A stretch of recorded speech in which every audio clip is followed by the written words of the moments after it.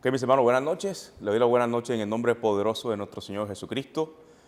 Como ya de costumbre, cada viernes poder llevarles un estudio bíblico a ustedes, ¿verdad? Y le damos la gloria a Dios y sobre todo, ¿verdad? Las gracias a Él por la tecnología, ya que a través de la tecnología podemos llevarle la palabra de Dios a sus hogares en estos momentos de dificultad, en estos momentos de zozobra, ¿verdad? Como nos enseña también el mismo apóstol Pablo, que la palabra de Dios no puede quedar presa. Así que, mis hermanos, vamos a estudiar hoy, como ya es costumbre, el libro de los Hechos, pero vamos a leer inicialmente nuestro texto guía en 2 de Timoteo capítulo 3, 2 de Timoteo capítulo 3, y vamos a leer los versículos 16 y 17. 2 de Timoteo 3, 16 y 17. Dice la hermosa palabra de Dios: toda la escritura es inspirada por Dios y útil para enseñar, para redarguir, para corregir, para instruir en justicia. Dice el verso 17, a fin de que el hombre de Dios sea perfecto, enteramente preparado para toda buena obra. Vamos a orar. Amado Padre, Dios Todopoderoso, Señor, en esta hora te damos las gracias por la hermosa oportunidad y el gran privilegio, Señor, que usted nos regala en esta maravillosa noche, Señor, de poder compartir este buen mensaje, Señor, del libro de los Hechos. Gracias, Señor, por hombres, Padre, en la Biblia, como el apóstol Pablo, hombres, Señor, que nos dejaron un tremendo legado, un tremendo ejemplo. Yo le pido, Señor, que usted pueda utilizar, Padre mío, a su siervo en esta noche. Bendice este tiempo en el nombre de Jesús. Amén. Así que, mis hermanos, como dije anteriormente, ¿verdad? Hemos venido estudiando por las últimas semanas el libro de los Hechos, y hoy vamos a seguir, a continuar lo que ya hemos aprendido del capítulo número 9. Así que, para hacer un recorderis rápidamente, porque sabemos que muchos de nuestros hermanos pues no han escuchado esta enseñanza por cualquier razón, así que hemos iniciado el Hechos capítulo 9, hermanos, dejando saber de que en este capítulo, hermanos, se resume lo que es pues la conversión de Saulo, la curación de Eneas y la resurrección de Dorcas. Pero antes, hermanos, de la conversión de Saulo, ¿verdad? Vimos los hechos que fueron dados en Judea y en Samaria. Dentro de eso vimos la aparición del Señor, que está del versículo 1 al versículo 9. Vimos la confrontación de Saulo del versículo 3 al versículo 9. Vimos la conversión en el versículo 4 al versículo 6. Vimos la consagración exactamente en el versículo 6. Y vimos la dependencia de Saulo del versículo del 7 al 9. Después, hermanos, vemos de los versículos del 10 al 18, vimos el nombramiento de Ananías. Y con ello, hermano, cuando Dios le habla a Ananías, él oye, ¿verdad? En los versículos 10 al 14, el llamado de Dios fue un llamado específico, ¿verdad? Que le hizo Dios a Ananías. El interrogatorio de Ananías fue comprensible, ¿verdad? No era un rechazo a obedecer, sino que Ananías ya había escuchado mucho antes del apóstol Pablo o de Saulo en ese momento. Así es que él comenzó a cuestionar, a preguntar, pero no era para desobedecer. Y terminamos, hermanos, en el versículo 16 del libro de los Hechos, capítulo 9. Así que pasemos ahí, por favor, al capítulo 9 de Hechos, y entonces vamos a iniciar pues la parte que corresponda en esta noche de este estudio.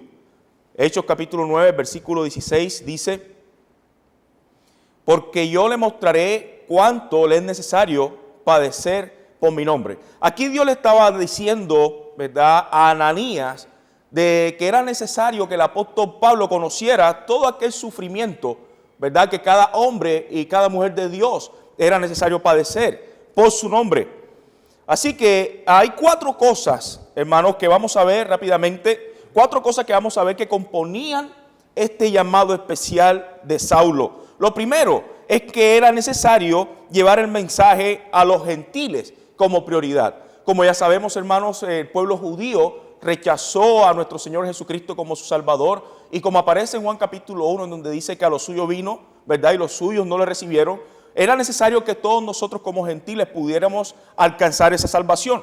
Así que el apóstol Pablo, hermano, tenía un propósito, un primer propósito, y era llevar el mensaje a los gentiles como prioridad.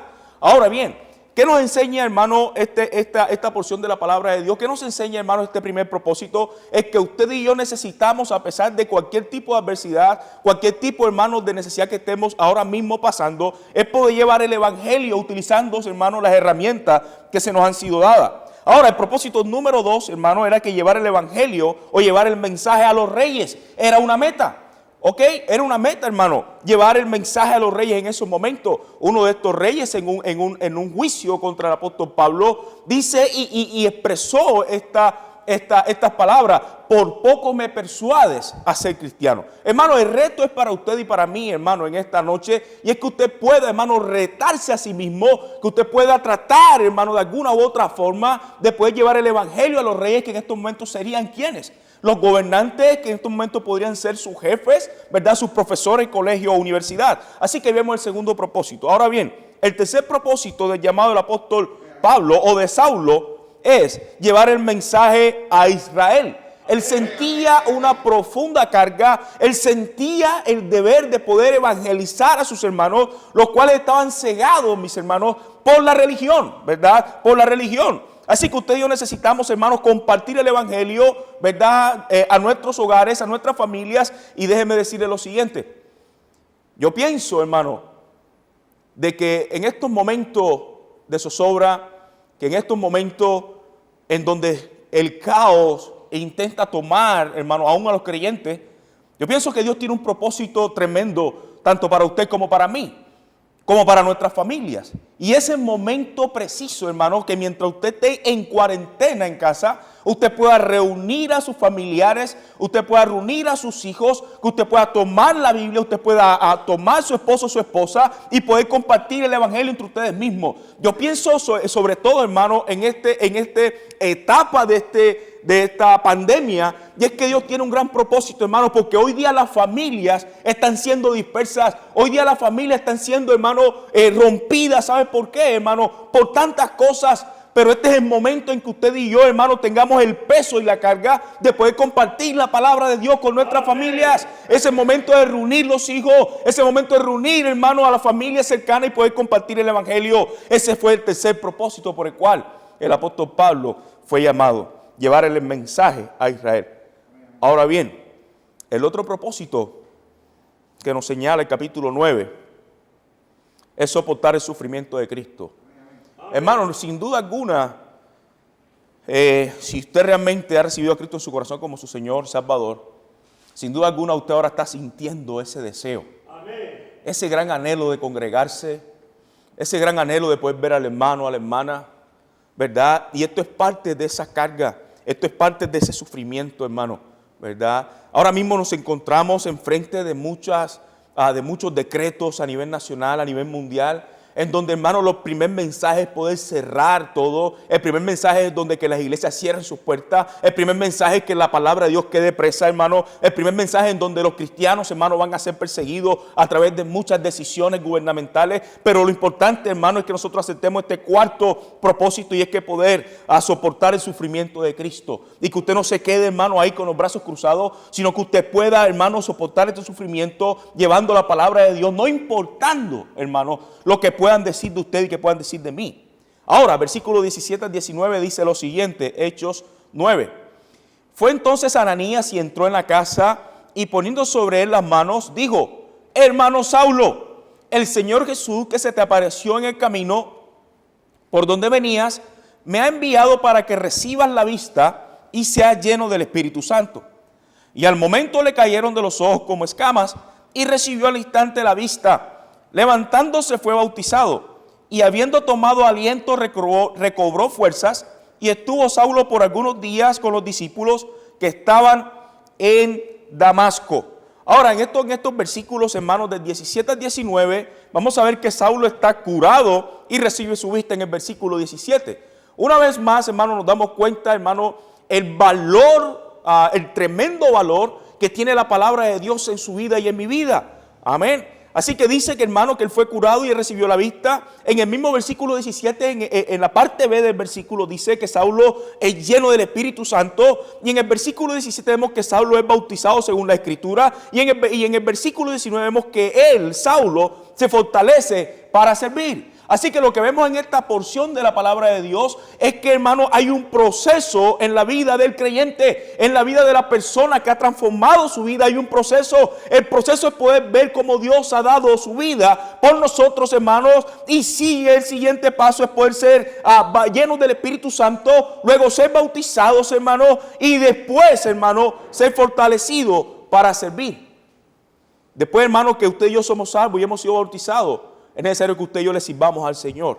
Amén. ¿Verdad? Ahí vemos en esos versículos ese programa. Ahora, la apropiación de Saulo, del versículo 20 al versículo 25 dice lo siguiente.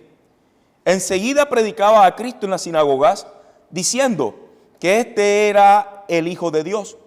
Y todos los que lo oían estaban atónitos y decían, ¿no es este el que asolaba en Jerusalén a los que invocaban este nombre? Y a eso vino acá, para llevarlos presos ante los principales sacerdotes. Pero Saulo mucho más se esforzaba y confundía a los judíos que moraban en Damasco, demostrando que Jesús era el Cristo. Pasados muchos días, los judíos resolvieron en consejo matarle, pero sus acechanzas llegaron a conocimiento de Saulo y ellos guardaban las puertas de día y de noche para matarle. Entonces los discípulos, tomándole de noche, le bajaron por el muro, descolgándole de una canasta. Saulo, sin ninguna duda, predicó a Cristo. ¿En dónde? En las sinagogas. En el versículo 20, hermano, encontramos de que al final de ese versículo, el apóstol Pablo, ¿verdad?, estaba predicando en el nombre del Hijo de Dios. Él predicó, hermano, de la deidad, ya que sabemos que muchos no creyeron y actualmente muchos no creen que Jesucristo es el Dios mismo. Saulo sorprendió en el versículo 21 al pueblo.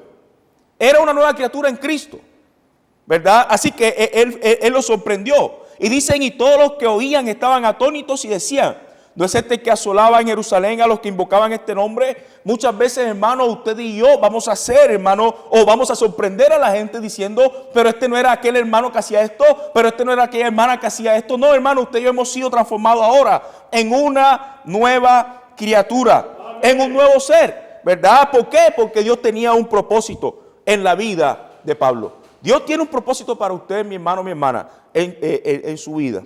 Ahora, número 3, no solamente Saulo, hermano, predicó a Cristo, no solamente Saulo sorprendió al pueblo, sino que Saulo confundió a los judíos en el versículo 22.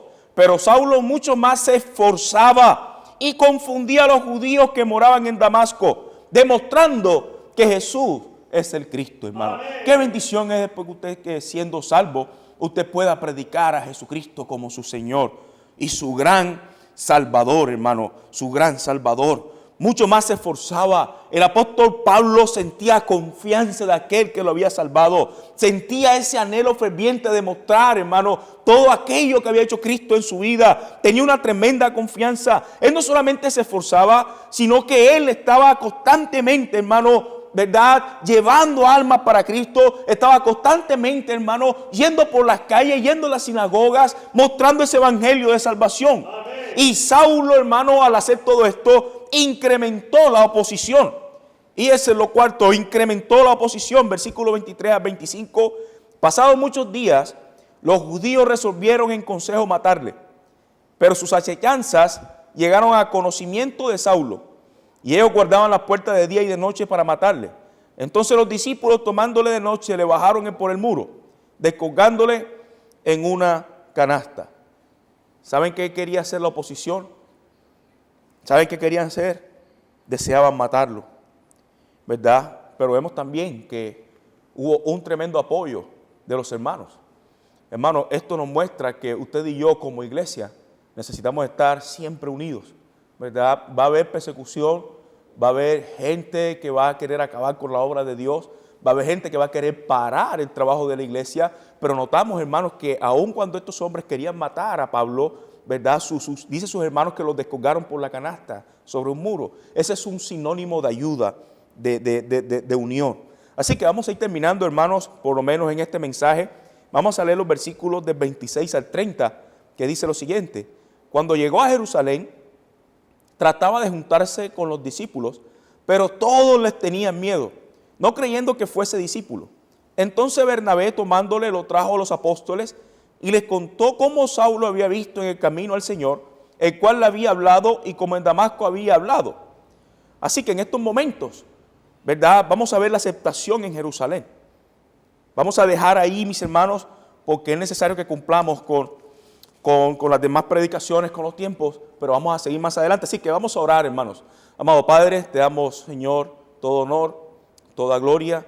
Y yo te oro, Señor, que tú puedas bendecir, Padre mío, a la iglesia. Toma control, Señor, de todo esto que se está viviendo afuera. Y yo te pido, Padre mío, que tú puedas bendecir en gran manera. En el nombre poderoso de Jesús, bendice a mis hermanos que están viendo. Amén.